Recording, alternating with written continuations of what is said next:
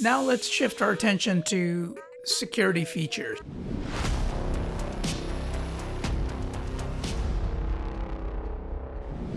So here's an average looking guy with an Ethernet cable who just walked into your office and they're going to go ahead and plug in their device. Now, what you don't know is they may seem innocent, but that person might actually be the Joker in Gotham City, perhaps an agent of chaos trying to bring your environment down. Well, here you are, the Batman, the protector of Gotham City, the judge, the jury, the executioner, and you go kapow and you take care of that Joker and make sure they are unable to use that port on the switch, even if they were successfully able to plug in their Ethernet cable. And that's what switchport security is all about. So the first feature that I want to draw your attention to is switchport security.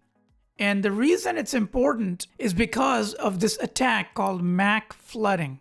So as you can see in the diagram here, we got a legitimate user on the right-hand side who's trying to access different applications on the network. And then we got a hacker on the left, and they're injecting 250,000 bogus MAC addresses per second into our switch. And what that will do is it's gonna eventually bring our switch to its knees. It's not gonna be able to do anything. And this is what you may call a denial of service attack, because essentially at this point, the switch is incapable of processing regular, legitimate requests because it's so inundated with all these MAC addresses that it just ran out of memory and CPU capacity. To protect against that, what we do is we can configure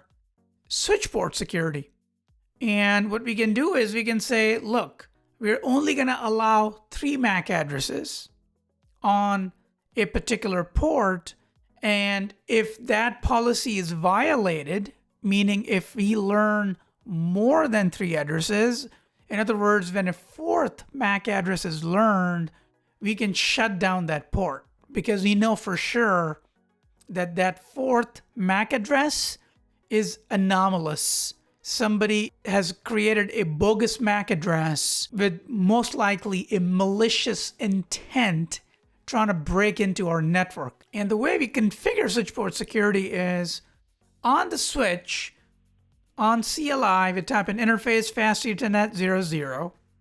Once we're under the interface, we can say switchport mode access or trunk, depending on what that port is meant for. We can then say switchport port security to enable port security on that port. We can then say switchport port security maximum and then type in the number. This number specifies how many maximum MAC addresses are allowed on that port. We can also type in switchport port security MAC address, and we can specify an exact MAC address. And if you want more than one, we can keep typing this command with additional MAC addresses. And essentially, it's statically defining a MAC address in advance. So what that does is, if you know for sure that a certain machine is supposed to be plugged into that switch port, you can go ahead and provide that MAC address. Now, it's not very scalable, as you can imagine. If you have thousands of employees and a very huge environment, this is non-practical. You cannot go to each machine and manually assign a MAC address. Now, it will provide great security, but it's not scalable. So to get around that, you can use a feature called MAC address sticky. So the sticky keyword, what that does is that the very first MAC address that's learned on that port dynamically. So let's say there's a machine sitting there, a corporate provided desktop. The very first time that desktop comes up and talks to the switch, Switch will learn that MAC address, and you'll then have to do write mem, or actually you would have to write the configuration for that MAC address to be saved into the configuration of the switch. So when the switch boots up, that MAC address remains there. That's what the sticky command does.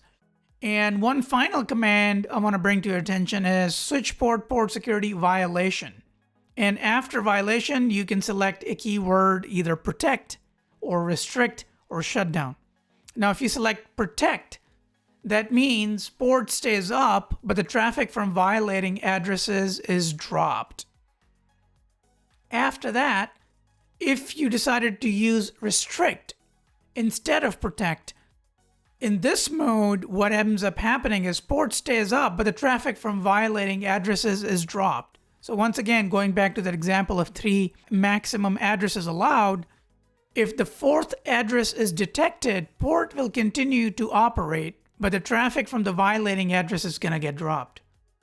Second thing that happens is switch keeps track of violating packets. And the third thing that happens is switch also sends a syslog and SNMP messages. So here we're keeping track of what's really going on in our environment.